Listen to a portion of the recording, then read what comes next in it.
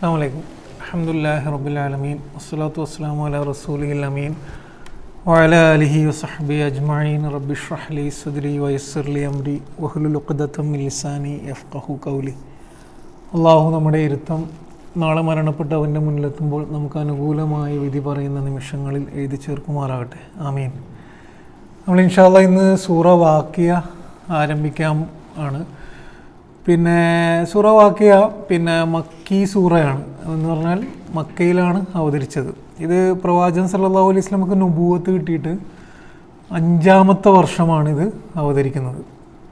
അപ്പോൾ ഈ സൂറത്തിൻ്റെ ഒരു സ്റ്റൈല്, തുടക്കത്തിൻ്റെ സ്റ്റൈല് മക്കി സൂറകളുടെ ഒരു ഷോർട്ടായിട്ട് റൈമ് വെച്ചുകൊണ്ടിങ്ങനെ വളരെ കൃത്യമായിട്ടുള്ള അതേ സ്റ്റൈലിലാണ് ഈ സൂറത്ത് തുടങ്ങുന്നത്. ഇൻഷാ അല്ലാഹ് നമുക്ക് ആയത്തിലേക്ക് പോയിട്ട് അതിൻ്റെ വിശദീകരണത്തിലേക്ക് പോവാം.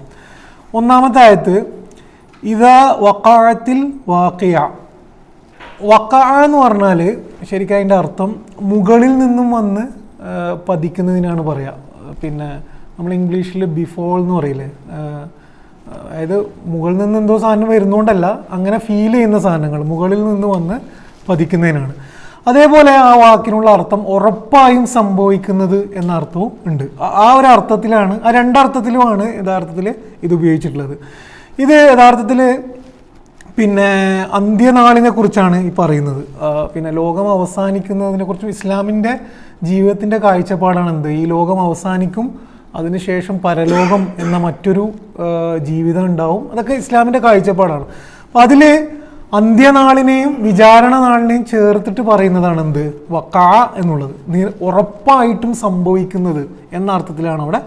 അപ്പോൾ ആ സംഭവം സംഭവിച്ചു കഴിഞ്ഞാൽ എന്നതാണ് അതിൻ്റെ ലളിതമായ അർത്ഥം. ഇതാ വഖഅത്തിൽ വാഖിയ. ഈ പ്രയോഗത്തിലൂടെ അള്ളാഹു യഥാർത്ഥത്തിൽ 2 കാര്യങ്ങൾ പറയുന്നുണ്ട്. ഒന്ന്, എന്തായാലും സംഭവിക്കും എന്നുള്ളതാണ്. 2, അത് സംഭവിക്കുമ്പോൾ നമുക്ക് ഫീൽ ചെയ്യുന്നത് എങ്ങനെയാണ് എന്നുള്ളതും ഇതിലുണ്ട്. അതുകൊണ്ടാണ് ഈ മുകളിൽ നിന്ന് പതിക്കുക എന്നുള്ളത്. നമുക്ക് യഥാർത്ഥത്തിൽ അന്ത്യനാൾ സംഭവിക്കുമ്പം, ഈ ജീവിതം അവസാനിച്ചു പോകുമ്പം ഒരു മനുഷ്യൻ എന്ന നിലക്ക് നമുക്ക് ഫീൽ ചെയ്യുക, പെട്ടെന്ന് നമ്മളിലേക്ക് വന്ന് പതിക്കുന്നത് പോലെയാണ് അത് ഫീൽ ചെയ്യുക എന്നുള്ളൊരു ഇതും ഈ വാക്കർത്ഥത്തിലുണ്ട്. രണ്ടാമത്തെ ആയത്ത് ലൈസ ലി വഖഅതിഹ കാദിബ. കദിബ് എന്ന് പറഞ്ഞാൽ എന്താണ്, കളവാക്കലാണ്. കളവാക്കുക എന്ന് പറഞ്ഞു കഴിഞ്ഞാൽ ഒന്നിനെ അതല്ലാതെ അവതരിപ്പിക്കുന്നതിനാണ് കളവാക്കുക എന്ന് പറയുക. അപ്പം ലൈസ ലി വഖഅതിഹ കാദിബ എന്ന് പറഞ്ഞാൽ അത് സംഭവിച്ചു കഴിഞ്ഞാൽ അതിനെ കളവാക്കുന്നവരാരും അന്ന് ഉണ്ടാവുകയില്ല എന്ന് പറഞ്ഞാൽ അതിൻ്റെ വേറെ അർത്ഥം എന്താണ്, ഇന്ന് ധാരാളം പേരെന്ത് ചെയ്യുന്നുണ്ട്, അന്ത്യനാള് പരലോകം എന്നതിനെ കളവാക്കുന്നുണ്ട്. അത് സംഭവിച്ചു കഴിഞ്ഞാൽ എല്ലാവരും പ്രസന്റ് ആയിരിക്കും. ആ സംഭവിക്കുന്ന സമയത്ത് അതിനെ കളവാക്കുന്നവരാരും ഉണ്ടാവില്ല. അങ്ങനെ ഒരു സാധ്യത എന്ത് ചെയ്യില്ല, ആ സമയത്ത് ഉണ്ടാവില്ല. മൂന്നാമത്തെ ആയത്ത് ഹാഫിളത്തുർ റാഫിയ എന്നാണ്. ഹാഫിളത്തുർ റാഫിയ. ഹാഫിള എന്ന് പറഞ്ഞു കഴിഞ്ഞാൽ താഴ്ത്തുക എന്നാണ് അർത്ഥം. റാഫിയ എന്ന് പറഞ്ഞു കഴിഞ്ഞാൽ ഉയർത്തുക എന്നാണ് അർത്ഥം. എന്ന് പറഞ്ഞാൽ അന്ത്യനാൾ സംഭവിച്ചു കഴിഞ്ഞാൽ, മഹ്ശറ വിചാരണ നാൾ സംഭവിച്ചു കഴിഞ്ഞാൽ അന്ന് ചിലരെ അള്ളാഹു താഴ്ത്തുകയും ചിലരെ അള്ളാഹു ഉയർത്തുകയും ചെയ്യും. അതിൻ്റെ അർത്ഥം നമുക്ക് ഇൻഷാ അല്ലാഹ് അതിലേക്ക് വരാം. നാലാമത്തെ ആയത്ത് ഇദാ റുജ്ജത്തിൽ അർളു റജ്ജ എന്നാണ്. ഇദാ റുജ്ജത്തിൽ അർളു റജ്ജ. റജ്ജ എന്ന് പറഞ്ഞു കഴിഞ്ഞാൽ ഇവിടെ പറഞ്ഞ പോലെ തന്നെ വിറപ്പിക്കുക എന്നുള്ളതാണ്, കുലുക്കുക എന്നുള്ളതാണ്. ഖുർആനിൽ ഒരൊറ്റ പ്രാവശ്യമേ ഈ പദം ഉപയോഗിച്ചിട്ടുള്ളൂ, റജ്ജ എന്നുള്ളത്. ഇതാ റുജ്ജത്തിൽ അർളു റജ്ജ എന്ന് പറഞ്ഞു കഴിഞ്ഞാൽ ഭൂമിയെ കിടുകിടെ വിറപ്പിക്കപ്പെട്ടാൽ എന്നാണ്. അപ്പോൾ അന്ത്യനാളിൻ്റെ ആ ഒരു സീനാണ് അള്ളാഹു നമ്മളിവിടെ വിശദീകരിക്കുന്നത്. ഖുർആനിൽ നിങ്ങൾ നോക്കിക്കഴിഞ്ഞാൽ നമുക്ക് കാണാതെ അറിയാവുന്ന ഒരു സൂറത്താണ് എന്ത്, ഇതാ സുൽസിലത്തിൽ അർളു സിൽസാലഹ എന്ന് പറയുന്നത് എന്താണ്, ഭൂമി പ്രകമ്പനം, സൽസല, ഭൂമി ഭയങ്കരമായി പ്രകമ്പനം കൊണ്ടാൽ എന്ന അതേ പ്രയോഗമാണ്.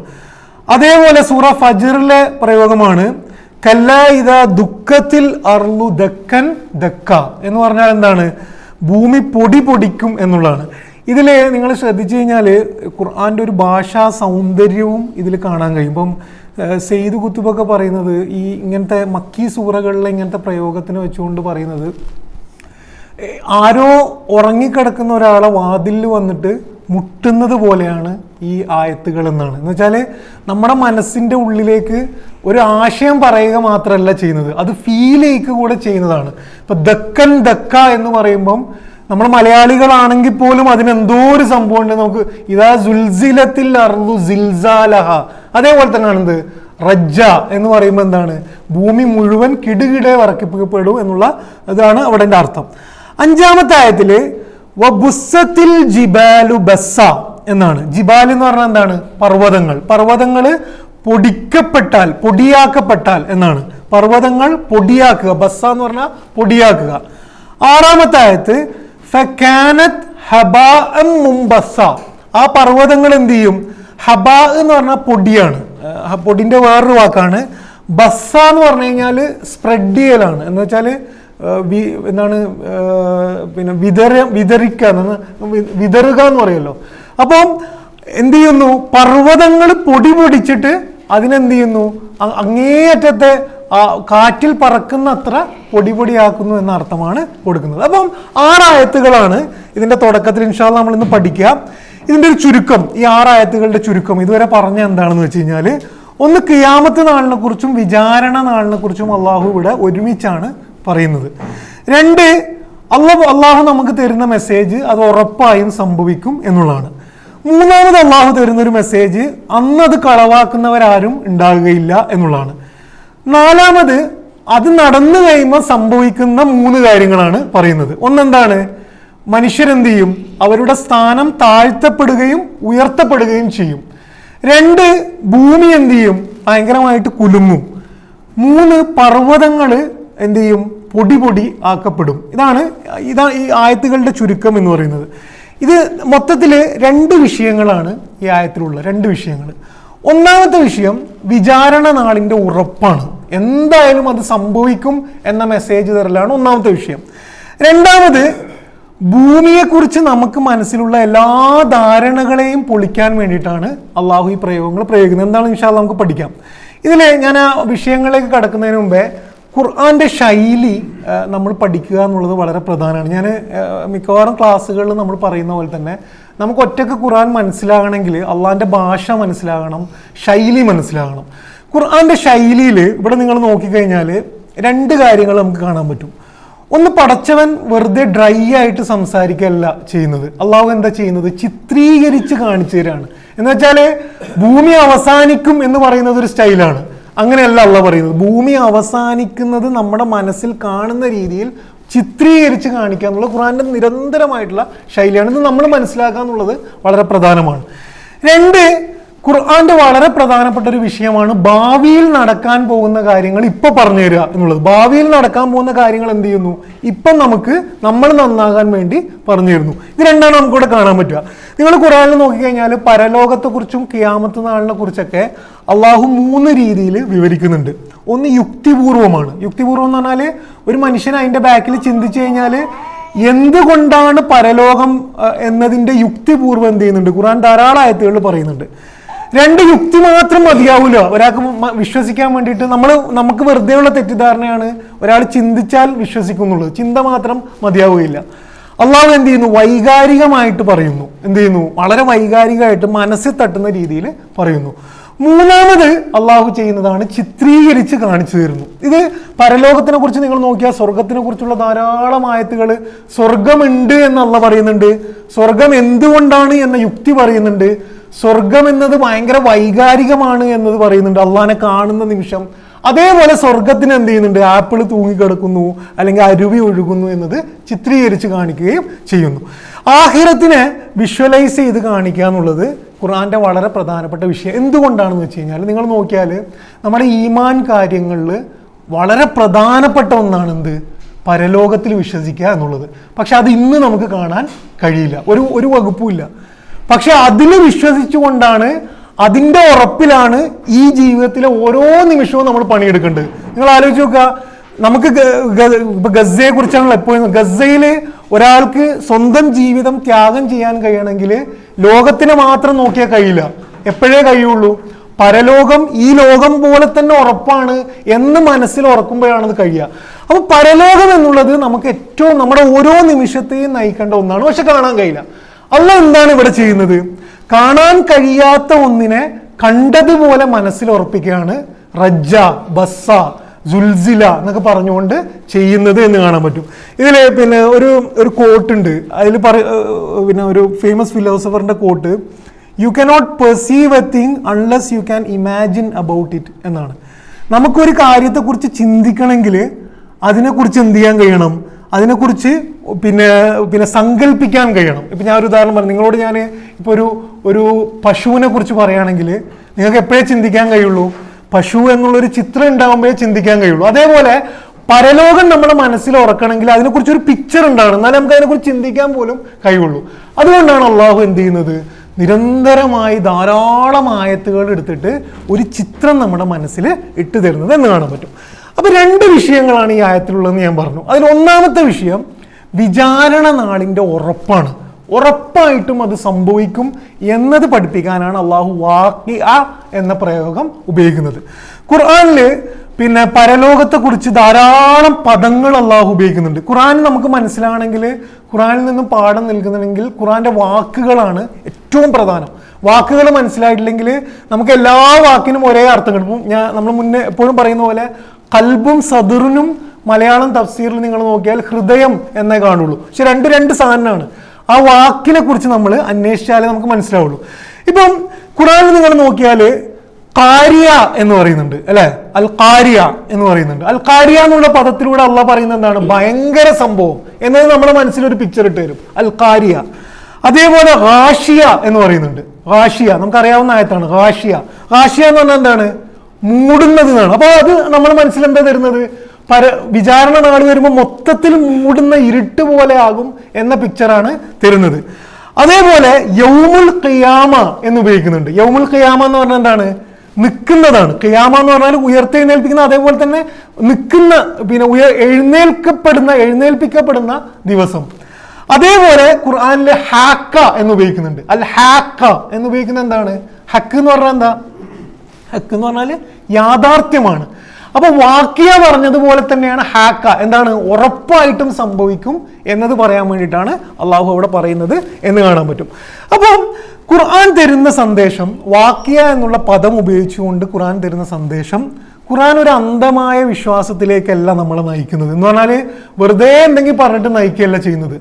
സത്യം യുക്തിപൂർവം ഉള്ള ഉറപ്പായിട്ടും നടക്കുന്ന ഒന്നിലേക്കാണ് നമ്മളെ അള്ളാഹു വിളിച്ചു കൊണ്ടിരിക്കുന്നത് എന്നത് പറയാനാണ് വാക്കിയ എന്ന് ഉപയോഗിക്കുന്നത്. 2, അറിവിലൂടെയും തെളിവിലൂടെയും നമുക്ക് കണ്ടെത്താൻ കഴിയുന്ന ഒരു കാര്യമാണെന്ത്, പരലോകം എന്നുള്ളതും കൂടിയാണ് വാക്കിയ എന്നുള്ള പ്രയോഗം ഇതാക്കുന്നത്. നമ്മളും യഥാർത്ഥത്തിൽ ചിന്തിക്കണം.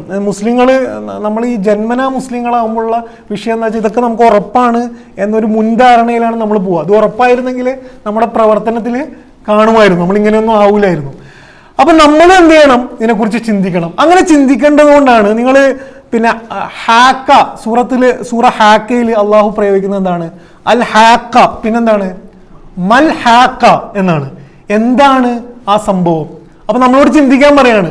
അൽ ഹാക്ക എന്ന് പറഞ്ഞിട്ട് അള്ളാഹ്ക്ക് പോയാൽ മതിയായിരുന്നു, അങ്ങനെയല്ല. മൽ ഹാക്ക, എന്താണ് ആ സംഭവം, നമ്മൾ ചിന്തിക്കണം. എന്നിട്ട് എന്താ പറയുന്നത്, വമാ അദ്റാക മൽ ഹാക്ക. 2 ചോദ്യമാണ്. ഒരു സംഭവം പറഞ്ഞിട്ട് 2 പ്രാവശ്യം ചോദിക്കുകയാണ്. എന്തിനാണ് 2 പ്രാവശ്യം ചോദിക്കുന്നത്, നമ്മൾ ചിന്തിക്കാനാണ്. വേറൊരു പ്രയോഗം അൽ ഖാരിയ, പിന്നെന്താണ് മൽ ഖാരിയ, പിന്നെന്താണ് വമാ അദ്റാക മൽ ഖാരിയ. അങ്ങനെ ഖുർആൻ നമുക്ക് എന്ത് ചെയ്യാൻ കഴിയില്ല, ഭയങ്കര സ്പീഡ് അൽ ഖാരിയ മൽ ഖാരിയ മമാ അങ്ങനെ ഓതിപ്പോവാൻ കഴിയില്ല. ചോദ്യങ്ങളാണ്.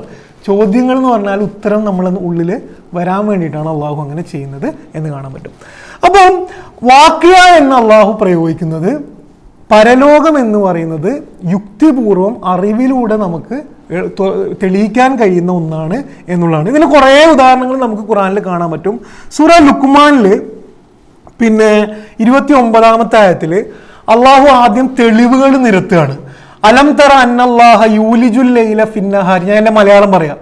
നിങ്ങൾ കാണുന്നില്ലേ, അള്ളാഹു രാത്രിയെ പകലിൽ പ്രവേശിപ്പിക്കുകയും പകലിനെ രാത്രിയെ പ്രവേശിക്കുന്നു പറഞ്ഞിട്ട് നമുക്ക് ചുറ്റും നമുക്ക് കാണാൻ കഴിയുന്ന ധാരാളം ശാസ്ത്രീയമായ തെളിവുകൾ പറഞ്ഞതിന് ശേഷം അള്ളാഹു പറയാണ്, ദാലിക, ഇതെന്തുകൊണ്ടാണെന്ന് വെച്ചാൽ രാത്രി ഇങ്ങനെ പകലാകുന്നതും യൂണിവേഴ്സൊക്കെ ഇങ്ങനെ പ്രപഞ്ചം ഇങ്ങനെ മുഴുവൻ ഇങ്ങനെ നിലനിൽക്കുന്നതും ഒരു പൂവുണ്ടാകുന്നതൊക്കെ എന്തുകൊണ്ടാണെന്ന് വെച്ചാൽ ദാലിക ബി അന്നല്ലാഹ ഹുവൽ ഹക്ക്, അള്ളാഹു ഹക്കായത് കൊണ്ടാണ് ഇത് കാണുന്നത് എന്ന് പറഞ്ഞാൽ എന്താണ്, നമുക്ക് പരലോകവും അള്ളാഹുവിനെയും കാണാൻ കഴിയില്ല, പക്ഷെ കാണാൻ കഴിയുന്ന തെളിവുകൾ എന്ത് ചെയ്യുന്നുണ്ട്, അള്ളാഹു തരുന്നുണ്ട് എന്ന് പറയാനാണ്. അതേപോലെ തന്നെ പിന്നെ നിങ്ങൾ നോക്കിക്കഴിഞ്ഞാൽ പരലോകം ഹക്കാണ് എന്ന് പറഞ്ഞതുപോലെ തന്നെ ഇസ്ലാം ദീനിനെ കുറിച്ച് എന്താണ് അള്ളാഹു പറയുന്നത്? ദീനുൽ ഹക്ക് എന്നാണ് പറയുന്നത്. ഖുർആനെ കുറിച്ച് അള്ളാഹു പറയുന്നതും ഹക്ക് എന്നാണ്. അപ്പൊ ഹക്ക് എന്നുള്ള പ്രയോഗം നിരന്തരമായിട്ട് ഉപയോഗിക്കുന്നതായിട്ട് കാണാൻ പറ്റും. പരലോകമുണ്ട് എന്നതിന് ഖുർആൻ 3 തെളിവുകൾ പറയുന്നത്. ഞാൻ ഇത് കുറേ പറയാനുള്ള സമയം നമുക്കില്ല, ഞാൻ ജസ്റ്റ് പറഞ്ഞു പോവാം. ഇത് വേറെ തന്നെ ഒരു വിഷയമാണ്. പരലോകമുണ്ട് എന്നതിന് 3 ലോജിക്കുകളാണ് അള്ളാഹു ഖുർആനിൽ പറയുന്നത്.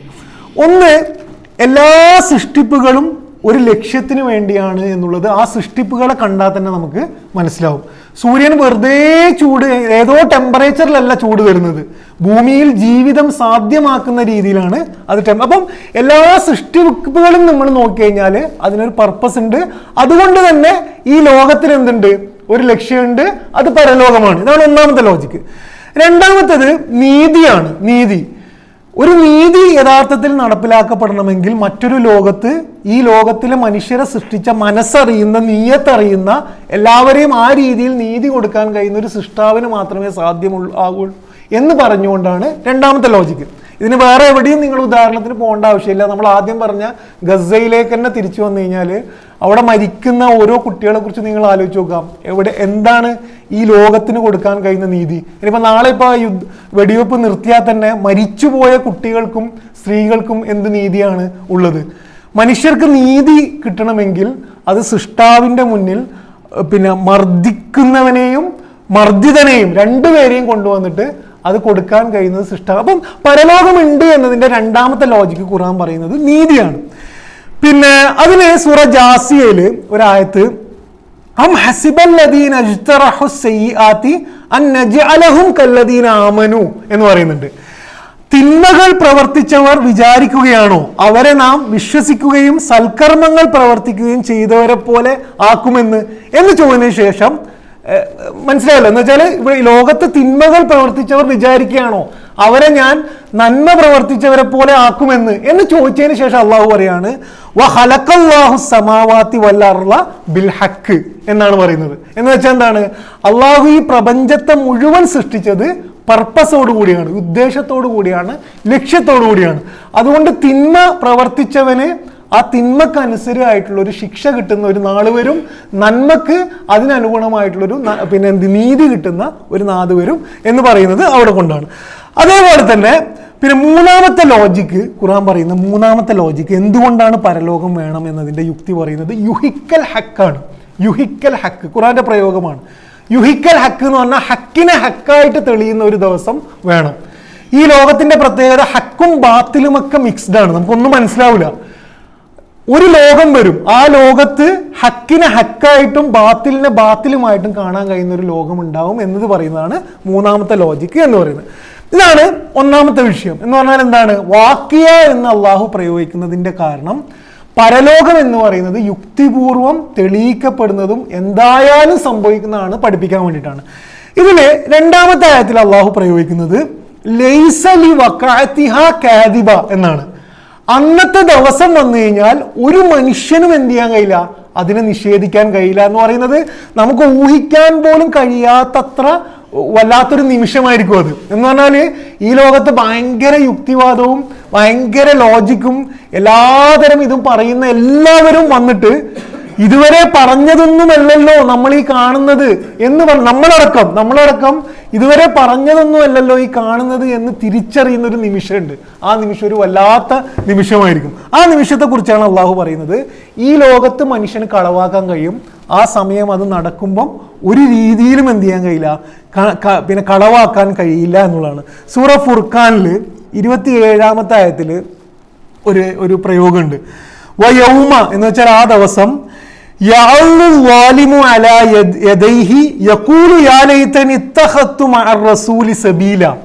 അക്രമം ചെയ്തവന് അന്നത്തെ ദിവസം എന്ന് വെച്ചാൽ അന്നത്തെ ദിവസം ഇതൊക്കെ ക്ലിയർ ആയിട്ട് പരലോകം ഉണ്ട്, അള്ള ഉണ്ട് എന്നൊക്കെ ക്ലിയർ ആയിട്ട് എല്ലാവരും ഇങ്ങനെ നിൽക്കുകയാണ്. എല്ലാവരും ഇങ്ങനെ നിൽക്കുമ്പം ഇത് നിഷേധിച്ച ആള് അന്ന് തൻ്റെ കൈകൾ കടിക്കുന്ന ദിവസമായിരിക്കും. കൈ ഇങ്ങനെ അക്കിടി പൊട്ടിപ്പോയല്ലോ, ഞാൻ ഇങ്ങനെ ആയിരുന്നില്ലോ ചെയ്യേണ്ടതെന്ന് പറഞ്ഞിട്ട് കൈ കടിക്കുന്ന ദിവസം. അവൻ പറയും ഈ റസൂലിന്റെ കൂടെ ഞാനും നിന്നിരുന്നെങ്കിൽ എന്ന് അവൻ പറയുന്ന ദിവസമായിരിക്കും അത് എന്ന് അള്ളാഹു പറയുന്നതായിട്ട് കാണാൻ പറ്റും. എന്ന് പറഞ്ഞാല് പിന്നെ എന്താണ്, ആരും അന്ന് നിഷേധിക്കുന്നവരാ ഉണ്ടാവുകയില്ല എന്ന പ്രയോഗത്തിന്റെ ഇതാണ്. ഇനി ഖുർആനിൽ നിങ്ങൾ നോക്കിക്കഴിഞ്ഞാൽ ഒരു വിഭാഗം ആൾക്കാരെ പറയുന്നുണ്ട്, അത് ഫിറൗൻ അടക്കം പറയുന്നുണ്ട്. ഫിറൗൻ മുങ്ങി മരിക്കുമ്പം ഫിറൗൻ പറയുന്നുണ്ട് എന്ത്, ഞാൻ ഈ റബ്ബിൽ വിശ്വസിക്കുന്നു എന്ന് പറയുമ്പോൾ അള്ളാഹു തിരിച്ചു ചോദിക്കുന്നത് അൽ ആൻ, ഇന്നാണോ നീ വിശ്വസിക്കുന്നതെന്ന് ചോദിക്കുന്നുണ്ട്. ആ പ്രയോഗം അള്ളാഹു പ്രയോഗിക്കുന്നത് സൂറ യൂനസിൽ 51-ാമത്തെ ആയത്തില് അസുമ്മ ഇദാ മാ വഖഅ അമൻതും ബിഹി എന്ന് പറയുന്നുണ്ട്.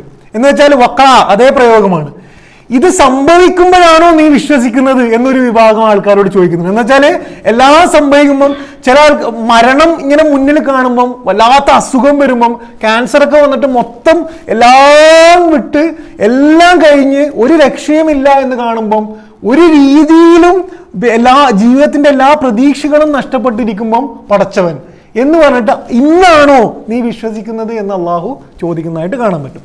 അപ്പൊ അള്ളാഹു ഇവിടെ തരുന്നൊരു മെസ്സേജ്, അന്ന് നിഷേധിക്കുന്ന ഒരാളും ഉണ്ടാവില്ല. അപ്പൊ നമ്മളോട് പറയുന്നത് ബുദ്ധിപരമായിട്ടുള്ള നിലപാട് എന്താണെന്ന് വെച്ച് കഴിഞ്ഞാൽ ഇന്ന് അതിനെക്കുറിച്ച് ആലോചിക്കുകയും അതിൽ വിശ്വസിക്കുകയും ചെയ്യാണ് വേണ്ടതാണ്. ഇനി രണ്ടാമത്തെ വിഷയം, ഈ ആയത്തിന്റെ രണ്ടാമത്തെ വിഷയം, ഭൂമിയെക്കുറിച്ചുള്ള നമ്മുടെ എല്ലാ ധാരണകളും ഈ ആയത്തുകൾ പൊളിക്കുന്നു എന്നുള്ളതാണ്. ഖുർആൻ എന്തിനാണ്, നിങ്ങൾ ആലോചിച്ച് നോക്കാം, ഖുർആൻ എന്തിനാണ് ലോകാവസാനത്തെ ഇത്ര ഡീറ്റെയിൽ ആയിട്ട് വിവരിക്കുന്നത്? ലോകാവസാനം നടക്കുമെന്ന് പറഞ്ഞാൽ മതിയല്ലോ. ആ ഓരോ ആയത്തുകളും നിങ്ങൾ എടുത്തു നോക്കുക. ലോകാവസാനത്തെ കുറിച്ച് അള്ളാഹു പറയുന്ന ഓരോ ആയത്തും എടുത്തു നോക്കിക്കഴിഞ്ഞാൽ നമുക്ക് മനസ്സിലാവും ഈ ഭൂമിയെക്കുറിച്ച് മനുഷ്യനുള്ള എല്ലാ ധാരണകളെയും പൊളിക്കാനാണ് ആ ആയത്തുകൾ പറയുന്നത് എന്ന് കാണാൻ പറ്റും. ഇന്നത്തെ ആയത്ത് നിങ്ങൾ എടുത്തു നോക്കുക. അള്ളാഹു പറയുന്നത് എന്താണ്? ഖാഫിളത്തുർ റാഫിയ എന്ന് പറഞ്ഞാൽ എന്താണ്? ചിലരെ ഉയർത്തുകയും ചിലരെ താഴ്ത്തുകയും ചെയ്യും. അന്ന് ഈ ഭൂമിയെക്കുറിച്ച് മനുഷ്യനുള്ള കുറേ തെറ്റിദ്ധാരണ ഉണ്ട്. എന്താണ് ആ തെറ്റിദ്ധാരണ? ഭൗതികമായ വിഭവങ്ങളാണ് വിജയത്തിന്റെ മാനദണ്ഡം. ഒരാൾക്ക് കുറേ വിഭവം ഉണ്ടായാൽ അയാൾ വിജയിക്കും.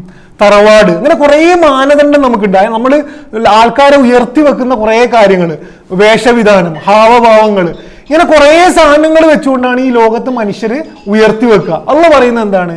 ആ അന്നത്തെ നാള് ചില ആൾക്കാരെ ഞാൻ താഴ്ത്തും, ചില ആൾക്കാരെ ഞാൻ ഉയർത്തും എന്ന് പറയുന്നത് ഭൂമിയെക്കുറിച്ചുള്ള ധാരണ പൊളിക്കാനാണ്. രണ്ടാമത്, നമുക്ക് നമ്മുടെ ഭൂമിയെക്കുറിച്ച് നിങ്ങൾ ആലോചിച്ച് നോക്കുക. നമ്മളൊക്കെ വണ്ടി ഓടിക്കുന്നവരാണ്.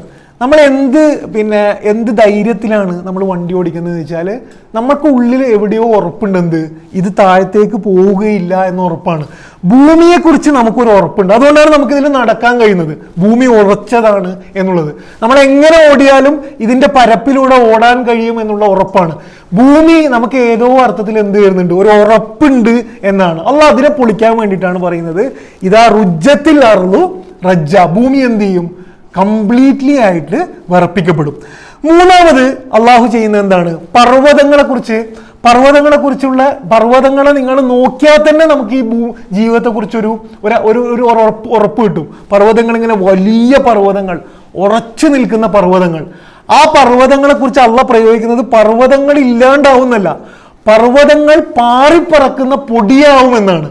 എന്തിനാ അത്രയും ഡീറ്റെയിൽ ആയിട്ട് പറയുന്നത് വെച്ച് കഴിഞ്ഞാൽ, അത്രയും വലുതായിട്ട് നമുക്ക് കാണുന്ന ആ പർവ്വതങ്ങൾ, നമുക്ക് ഉറപ്പ് തരുന്ന പർവ്വതങ്ങൾ, ആ പർവ്വതങ്ങൾ ഒന്നുമല്ലാത്ത പൊടിയായി മാറും എന്ന് പറയുന്നത് എന്തിനു വേണ്ടിയിട്ടാണെന്ന് വെച്ച് കഴിഞ്ഞാൽ, നമ്മളെ കൊണ്ട് അള്ളാഹു ചിന്തിപ്പിക്കുന്നത് നമ്മൾ ഈ കാണുന്ന ഭൂമി ഇല്ലാണ്ടാവുകയും അള്ളാഹിൻ്റെ അടുത്തുള്ള ഒരു ലോകമാണ് ഏറ്റവും സത്യം എന്ന് നമ്മൾ ഉള്ളിൽ ഉറപ്പിക്കാൻ വേണ്ടിയിട്ടാണ് അള്ളാഹു ഇത്രയും ചെയ്യുന്നത് എന്ന് കാണാൻ പറ്റും. എന്ന് വെച്ചാൽ ലോകാവസാനത്തിലെ തകർച്ച അള്ളാഹു നമ്മളെ പഠിപ്പിക്കുന്നത് ഈ ജീവിതം പഠിപ്പിക്കാനാണ്. മനുഷ്യന്റെ പ്രശ്നം എന്താണെന്ന് വെച്ച് കഴിഞ്ഞാൽ, നമ്മളടക്കമുള്ള മനുഷ്യരുടെ പ്രശ്നം, നമ്മൾ ഇപ്പം കാണുന്ന ഒരു ഉറപ്പിന്റെ മുകളിലാണ് നിലപാടുകൾ എടുക്കുക. ഇത് ഖുർആനിൽ പറയുന്ന ഒരായത്ത്, സാലിഹ് നബിന്റെ ജനതയെക്കുറിച്ച് അള്ളാഹു സൂറ ഷുഅറയിൽ 129-ാമത്തെ ആയത്തിൽ പറയുന്നത്, തബ്നൂന ബികുല്ലി റീഇൻ ആയതൻ തബ്അസൂൻ എന്നാണ്. നിങ്ങൾ എന്താണ് ഈ ചെയ്യുന്നത്? അവരോട് പറയാണ്, നിങ്ങൾ എന്താണ് ഈ ചെയ്യുന്നത്? ഉയർന്ന സ്ഥലങ്ങൾ, ഇപ്പൊ ഇവിടെ പർവ്വതം പറഞ്ഞ പോലെ പർവ്വതങ്ങൾ, ഉയർന്ന സ്ഥലങ്ങളിലൊക്കെ നിങ്ങൾ വലിയ വലിയ വീടുകൾ ഉണ്ടാക്കുകയാണോ എന്ന് അവരോട് ചോദിച്ചിട്ട് പറയാണ്. വതത്തഖിദൂന മസാനിയ ലഅല്ലകും തഖ്ലുദൂൻ എന്നാണ്. നിങ്ങൾ ഗംഭീരമായ കൊട്ടാരങ്ങൾ ഉണ്ടാക്കുന്നു, അനന്തകാലം വസിക്കാനുള്ളത് പോലെ എന്ന് ആരോടെ പറയുന്നത്? സാലിഹ് നബി അലൈഹി ഇസ്ലാമിന്റെ ജനതയോട് അള്ളാഹ് പറയണത്, നിങ്ങൾ ഈ ഉറപ്പുള്ള ഭൂമിയിൽ, പർവ്വതങ്ങളിൽ, ഉയരങ്ങളിലൊക്കെ എന്ത് ചെയ്യുന്നു? കാലാകാലം ജീവിക്കാൻ ഉള്ളതുപോലെ വലിയ വലിയ കൊട്ടാരങ്ങളും വീടുകളും ഉണ്ടാക്കുന്നു എന്ന് പറയുന്നത് എന്തുകൊണ്ടാണ്? അവർക്ക് എന്താണ് തെറ്റുപറ്റുന്നത്? ആ തെറ്റുപറ്റുന്നത് എന്താണെന്ന് വെച്ച് കഴിഞ്ഞാൽ ഈ ലോകം ഇനിയും കുറേ കാലം നിലനിൽക്കുമെന്ന് എവിടെയോ മനസ്സിൻ്റെ ഉള്ളിൽ ഉറപ്പുള്ളതുകൊണ്ടാണ് എന്ത് ചെയ്യുന്നത്, അവർക്ക് അങ്ങനെ ചെയ്യാൻ കഴിയുന്നത്. ലോകത്തെക്കുറിച്ചുള്ള ധാരണ എന്നുള്ളത് ഭയങ്കര പ്രധാനമാണ്. ഇത് നിങ്ങൾ ആലോചിച്ച് കഴിഞ്ഞാൽ ഓരോ മനുഷ്യനും ലോകത്തിനെയും സംഭവങ്ങളെയും നോക്കുന്നത് അവൻ്റെ ഉള്ളിൽ മനസ്സിലുള്ള കുറേ കാഴ്ചപ്പാടുകൾ വെച്ചുകൊണ്ടാണ്. നമ്മൾ തിരിച്ച് ഗസയിലേക്ക് തന്നെ പോയി കഴിഞ്ഞാൽ പരലോകത്തിൽ വിശ്വാസമുള്ള ഒരാൾ ഗസയിലേക്ക് നോക്കുമ്പം അയാൾക്ക് കാണുന്ന കാഴ്ചയല്ല വിശ്വാസമില്ലാത്ത ഒരാൾ നോക്കുമ്പോൾ. വിശ്വാസം ഇല്ലാത്ത ഒരാൾ ഗസയിലേക്ക് നോക്കിയാൽ എന്താണ് കാണുക? കുറേ പരാജയപ്പെട്ട മനുഷ്യർ മരിച്ചു വീഴുന്നു, ഇവരൊന്നും ചെയ്യുന്നില്ലേ. വിശ്വാസമുള്ള ഒരാൾ നോക്കുമ്പോൾ എന്താ കാണുന്നത്? വിജയിക്കുന്ന മനുഷ്യർ, ഭയങ്കര ത്യാഗം ചെയ്യുന്ന മനുഷ്യർ. അപ്പൊ നമ്മുടെ ഉള്ളിൽ, മനസ്സിന്റെ ഉള്ളിൽ ഒരു കാഴ്ചപ്പാട് വെച്ചിട്ടാണ് നമ്മൾ എന്ത് ചെയ്യുക. ഞാൻ വേറൊരു ഉദാഹരണം പറയാം. ഒരു സ്ത്രീ നമ്മുടെ മുന്നിലൂടെ പോകുമ്പം ഒരേ സ്ത്രീയെ ഒരാൾക്ക് ഉമ്മയായിട്ടും നോക്കാൻ പറ്റും, അല്ല വേറൊരു കണ്ണിലൂടെയും നോക്കാൻ പറ്റും. എന്താണ് വ്യത്യാസം? രണ്ടും ഒരേ കണ്ണാണ്, രണ്ടും കാഴ്ചയാണ്. എന്താ വ്യത്യാസം? നമ്മുടെ ഉള്ളിലുള്ള കൺസെപ്റ്റാണ്. ഉള്ളിൽ ഒരാൾക്ക് അത് ഉമ്മയാണ് എന്ന കൺസെപ്റ്റും മറ്റൊരാൾക്ക് വേറൊരു കൺസെപ്റ്റും ഉള്ളത് കൊണ്ടാണ് എന്ത് ചെയ്യുന്നത്, ഒരേ കാഴ്ചയെ രണ്ടാക്കും. അപ്പൊ ലോകത്തെക്കുറിച്ചുള്ള ധാരണ എന്ന് പറയുന്നത് വളരെ പ്രധാനമാണ്. ഖുർആൻ ശ്രമിക്കുന്നത് എന്താണെന്ന് വെച്ചാൽ നമ്മുടെ മനസ്സിന്റെ ഉള്ളിൽ പരലോകം പണിയാനാണ്. പരലോകം ഇത് തകരാൻ പോകുന്നതാണ് എന്ന ധാരണ നമ്മുടെ ഉള്ളിൽ ഉണ്ടാക്കിയിട്ട് അത് വെച്ചിട്ട് നോക്കാനാണ് പറയുന്നത്. അപ്പൊ നമ്മുടെ നോട്ടൊക്കെ ഭയങ്കര നോട്ടം. ഒരു ജോലി നഷ്ടപ്പെടുമ്പം നമ്മൾ എന്ത് ചെയ്യൂല, വിശ്വാസമില്ലാത്ത ഒരാളെ പോലെ തകരൂല. കാരണം എന്താണ്? നമ്മുടെ ഉള്ളിൽ കുറേ ധാരണകളുണ്ട്. ആ ധാരണ എന്താണ്? ഇത് അള്ളാഹു തന്ന ജോലിയാണ്, അള്ളാഹ്ക്ക് തിരിച്ചു തരാൻ കഴിയും, ഇതിലൂടെ അവസാനിക്കുന്നില്ല. ഇതൊക്കെ വെച്ചുകൊണ്ടാണ് നമ്മൾ അതിനെ നോക്കുക. അതല്ലാത്ത ഒരാൾ എങ്ങനെയായിരിക്കൂല, അങ്ങനെയല്ല നോക്കുക. അപ്പം കാഴ്ചപ്പാടുകൾ വളരെ പ്രധാനമാണ്. മനുഷ്യന്റെ പ്രശ്നം എന്ന് വെച്ചാൽ മനുഷ്യന്റെ വീക്ക്നെസ്. നിങ്ങൾ സൈക്കോളജിയിലും പിന്നെ സോഷ്യോളജിയിലൊക്കെ നോക്കിക്കഴിഞ്ഞാൽ മനുഷ്യന് പേഴ്സ്പെക്റ്റീവുകൾ രൂപപ്പെടുന്നതിന് കുറേ കുറവുകൾ ഉണ്ട് എന്ന് കാണാൻ പറ്റും. അതായത് മനുഷ്യന് കാഴ്ചപ്പാടുകൾ രൂപപ്പെടുന്നതിന് കുറേ കുറവുകളുണ്ട്. അതിലൊന്ന് അവൻ്റെ കുറേ ദൗർബല്യങ്ങളിൽ നിന്നുകൊണ്ടാണ് ഓരോരുത്തർക്കും കാഴ്ചപ്പാടുണ്ടാക്കുക. ഇപ്പം മുൻവിധികളിൽ നിന്ന് ആൾക്കാർക്ക്, ഇത് ഞാൻ പറയുന്നല്ല, നിങ്ങൾ എങ്ങനെയാണ് how A perspective is formed എന്ന് വെറുതെ നിങ്ങൾ ഗൂഗിൾ ചെയ്ത് കഴിഞ്ഞാൽ അതിൻ്റെ കുറേ പ്രശ്നങ്ങൾ പറയുന്നത് കാണാൻ പറ്റും. കുറേ മുൻവിധികളാണ് കുറേ പേഴ്സ്പെക്റ്റീവ്. ഞാൻ ഉദാഹരണം പറയും. ഇപ്പം എക്സ് മുസ്ലിംസ് ഉണ്ട്, ധാരാളം എക്സ് മുസ്ലിംസ്. കുറേ പേരൊക്കെ എന്താണ് വളരെ യുക്തിപൂർവ്വമാണ് ഇസ്ലാമിനെ എതിർക്കുന്നത്. അത് നമ്മൾ സമ്മതിക്കേണ്ടവരാണ്. പക്ഷെ കുറേ പേരെ നിങ്ങൾ നോക്കിക്കഴിഞ്ഞാൽ പണ്ട് മദ്രസയിലുള്ള ഏതോ അനുഭവം, അല്ലെങ്കിൽ ഏതോ ഉസ്താദിന്റെ അനുഭവം, ആരോ ഭയങ്കര സ്ട്രിക്റ്റ് ആയിട്ട് ചെയ്ത അനുഭവം, മുൻവിധികൾ, കുറേ മുന്നേ ഉള്ള എക്സ്പീരിയൻസ് കൊണ്ടാണ് മനുഷ്യർ എന്ത് ചെയ്യുന്നത്, ധാരണകൾ ഉണ്ടാക്കുന്നത്. രണ്ട്, നമ്മുടെ അറിവിന്റെ തന്നെ അപൂർണത കുറേ ഉണ്ട്. നമുക്ക് തന്നെ കണ്ടാൽ കുറേ, ഇപ്പൊ ഒരു ഉദാഹരണം പറഞ്ഞു കഴിഞ്ഞാൽ ഒരു സ്ഥലത്തെക്കുറിച്ച് അറിയുന്ന ഒരാളും ആ സ്ഥലത്തെക്കുറിച്ച് അറിയാത്തവരാളും ഉണ്ടാകുന്ന അറിവ് രണ്ടും എന്ത് ചെയ്യും, ഭയങ്കര വ്യത്യാസമാണ്. അപ്പൊ മനുഷ്യൻ എന്ത് ചെയ്യുന്നുണ്ട്, ഇതേപോലെ കുറേ അപൂർണതകളിൽ നിന്നുകൊണ്ടാണ് എന്ത് ചെയ്യുന്നത്, ഇത് ഫോം ചെയ്യുന്നത് എന്ന് കാണാൻ പറ്റും. ഇതില് പിന്നെ നിങ്ങളിങ്ങനെ ഇതിനെക്കുറിച്ച് അന്വേഷിച്ച് കഴിഞ്ഞാൽ പിന്നെ ഒരു സ്ഥലത്ത് പറയുന്നത്, ഒരാൾക്ക് വലിയ ശാസ്ത്രബോധം ഉണ്ടെങ്കിലും, കുറേ ശാസ്ത്രബോധവും യുക്തിയൊക്കെ ഉണ്ടെങ്കിലും, അയാൾക്ക് ഏതോ അർത്ഥത്തിൽ ഒരു ഗ്രൂപ്പിനോടോ സംഘത്തിനോടോ ചായ്വുണ്ടെങ്കിൽ അവർക്കെതിരെ വരുന്ന ഒരു കാര്യത്തെക്കുറിച്ച് അയാൾക്ക് ശരിയായിട്ടുള്ള ലോജിക്കലായിട്ടുള്ള ഡിസിഷൻ എടുക്കാൻ കഴിയില്ല എന്ന് പറയുന്നതാണ്. ഇതിൻ്റെ ഏറ്റവും നല്ല ഉദാഹരണമാണ്, നിങ്ങൾ ആലോചിച്ച് നോക്കുക, 2 തവണയാണ് നമ്മൾ ഒരിക്കലും പ്രതീക്ഷിക്കാത്ത ഒരാൾ ലോകത്തിലെ ഏറ്റവും വലിയ ജനാധിപത്യ രാജ്യത്തിൻ്റെ പ്രസിഡന്റ് ആകുന്നത്. എന്ന് വെച്ചാൽ ഏറ്റവും കൂടുതൽ എഡ്യൂക്കേറ്റഡ് ആയിട്ടുള്ള, ഭയങ്കര വിദ്യാഭ്യാസമുള്ള, ഭയങ്കര മതേതരവും പിന്നെ ഭയങ്കരമായിട്ട് ആധുനികം എന്ന് പറഞ്ഞ ലോകത്താണ് 2 പ്രാവശ്യം ഇത്രയും വലിയ ജനാധിപത്യത്തിൽ നമ്മൾ ഒരിക്കലും പ്രസിഡന്റ് ആവും എന്ന് വിചാരിക്കാത്ത ഒരാളാകുന്നത്. മനുഷ്യൻ കാഴ്ചപ്പാടുകൾ രൂപീകരിക്കുന്നതിന് കുറേ ന്യൂനതകളുണ്ട്. അള്ളാഹു ചെയ്യുന്നത് എന്താണെന്ന് വെച്ച് കഴിഞ്ഞാൽ, അതുകൊണ്ടാണ് വഹി പ്രധാനമാകുന്നത്. അള്ളാഹു ചെയ്യുന്നത് എന്തുകൊണ്ടാണ്, എന്താ ചെയ്യുന്നത് വെച്ച് കഴിഞ്ഞാൽ, നമുക്കറിയാത്തൊരു കാര്യത്തിൽ ഭാവിയിൽ നടക്കാൻ പോകുന്ന ഒരു കാര്യത്തെക്കുറിച്ചുള്ള ഒരു ധാരണ നമുക്ക് കൃത്യമായിട്ട് അള്ളാഹു ഇട്ട് തരികയാണ് എന്ന് കാണാൻ പറ്റും. ഇനി ഈ ആയത്തിലൂടെ അള്ളാഹു ചെയ്യുന്നത് എന്താണ്, ഈ ഭൂമിയെക്കുറിച്ച് മനുഷ്യൻ ഇങ്ങനെ ഫോം ചെയ്യുന്ന കുറേ തെറ്റായ ധാരണകളെ അള്ളാഹു എന്ത് ചെയ്യാണ്, പൊളിക്കുകയാണ്. അള്ളാഹു പറയുന്ന മെസ്സേജ് സിമ്പിളാണ്. നിങ്ങളെ കണ്ണുകൊണ്ട് ജസ്റ്റ് വെറുതെ നോക്കിക്കഴിയുമ്പം ഈ ഭൂമിക്ക് ഒരു ഉറപ്പുള്ളതായിട്ട് തോന്നും, പലതിനും ഉറപ്പുള്ളതായിട്ട് തോന്നും. പക്ഷെ അതൊക്കെ പൊളിയാൻ പോകുന്നതാണ് എന്നതാണ് പറയുന്നത്. ഖുർആനിൽ നിങ്ങൾ പിന്നെ അന്ത്യനാളിനെ കുറിച്ച് പറയുന്ന ആയത്തുകൾ മാത്രം എടുത്ത് ഞാൻ 2-3 ഉദാഹരണങ്ങൾ മാത്രം പറയാം. ആ ആയത്തുകൾ മാത്രം എടുത്താൽ എന്തുകൊണ്ടാണ് അള്ളാഹു ഈ വിഷയം പറയുന്നത് നമ്മൾ ആലോചിച്ചു. അതിലൊരു ഉദാഹരണം, ഈ ഭൂമിയെക്കുറിച്ച് നമുക്കുള്ള ഒരു ഉറപ്പാണ് ആത്മസുഹൃത്ത്. ആത്മസുഹൃത്ത് എന്ന് പറഞ്ഞാൽ പിന്നെ ഏറ്റവും ക്ലോസ് ആയിട്ടുള്ള ഒരു ഫ്രണ്ട്, ഏത് അപകടത്തിലും നമ്മളെ സഹായിക്കുന്ന ഒരു സുഹൃത്ത്. ഈ ഭൂമിയിലെ നമ്മളൊരു ഉറപ്പാണ്, ആരുമില്ലെങ്കിലും നമ്മുടെ കൂടെ നിൽക്കുന്ന ഒരു ഉറപ്പ്. ഖുർആനിലെ ലോകാവസാനത്തെ കുറിച്ചുള്ള ഒരു ആയത്ത് ഇങ്ങനെയാണ്, വലാ യസ്അലു ഹമീമുൻ ഹമീമ എന്നാണ്. ലോകാവസാനം നടക്കുമ്പം ഒരാത്മമിത്രവും തൻ്റെ മിത്രത്തെക്കുറിച്ച് അന്വേഷിക്കുകയില്ല. എന്തിനാ ഇത് പറയുന്നത് എന്ന് വെച്ചാൽ, ലോകാവസാനം നടക്കും എന്ന് പറഞ്ഞാൽ മതിയല്ലോ. ആ ലോകാവസാനത്തിൽ ഒരാത്മമിത്രവും തൻ്റെ മിത്രത്തെക്കുറിച്ച് അന്വേഷിക്കില്ല എന്ന് പറയുന്നത് എന്തിനാണ്? ഈ ലോകത്തെക്കുറിച്ച് നമുക്ക് ആ ഉള്ള ഉറപ്പിനെ അള്ളാഹു പൊളിക്കുകയാണ്.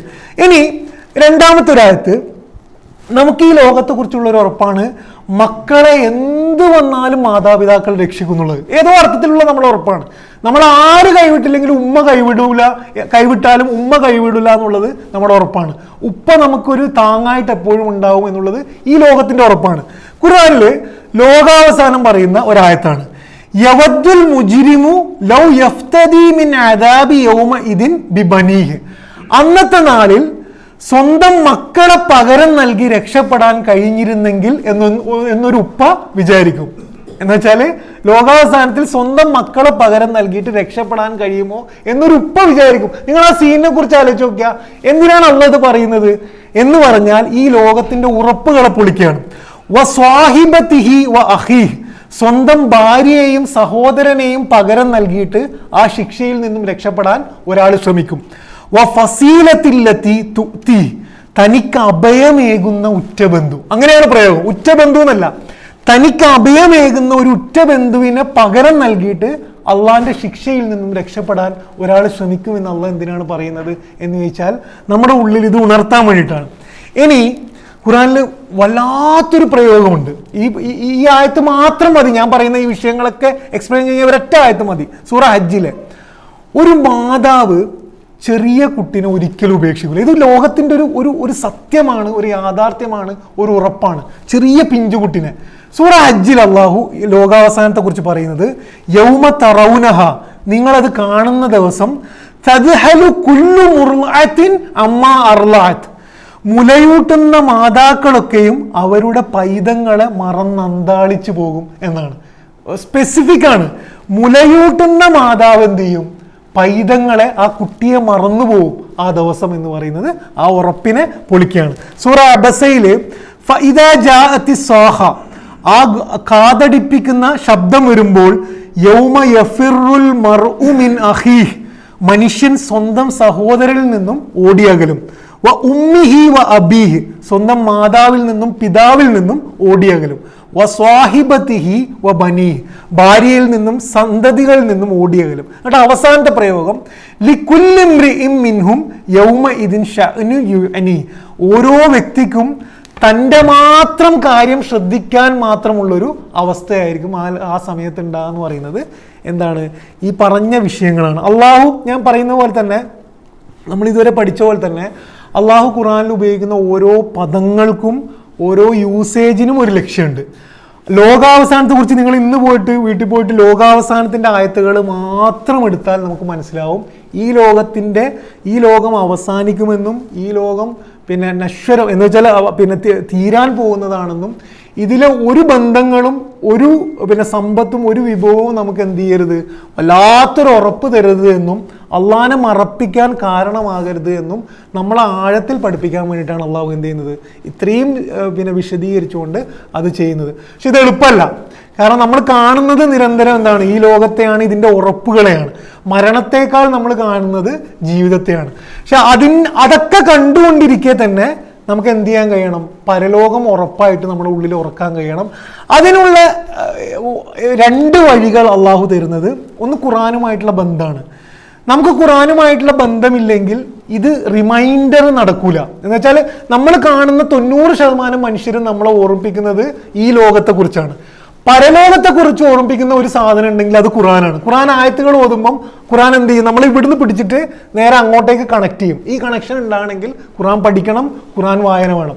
രണ്ടാമത് നമസ്കാരമാണ്. നമസ്കാരം എന്താ ചെയ്യുന്നത്? ഈ ഭൂമിയിൽ നിന്നും നമ്മളെ പറിച്ചെടുത്തിട്ട് ഒരു മുസല്ലയിൽ പടച്ചവന്റെ മുന്നിൽ വെച്ചിട്ട് നമ്മളെ നേരെ കണക്ട് ചെയ്യുന്നത് ആഖിറത്തിലേക്കും പരലോകത്തിലേക്കാണ്. ഈ രണ്ട് ആത്മീയമായ കണക്ഷൻ നമുക്ക് നിരന്തരമില്ലെങ്കിൽ നമ്മളും മറ്റുള്ളവരെ പോലെ ആയി പോവും. നമുക്കും ഇവിടുത്തെ എല്ലാ കാര്യങ്ങളും വൻ സംഭവങ്ങളായിട്ട് തോന്നും. പടച്ചവൻ നമ്മളെയൊക്കെ അനുഗ്രഹിക്കുമാറാകട്ടെ. അള്ളാഹു ആഖിറത്തിനെയും അതിലെ വിചാരണയെയും ഒക്കെ നമ്മളെ ഉള്ളിൽ ഉറപ്പിച്ചു തരുമാറാകട്ടെ.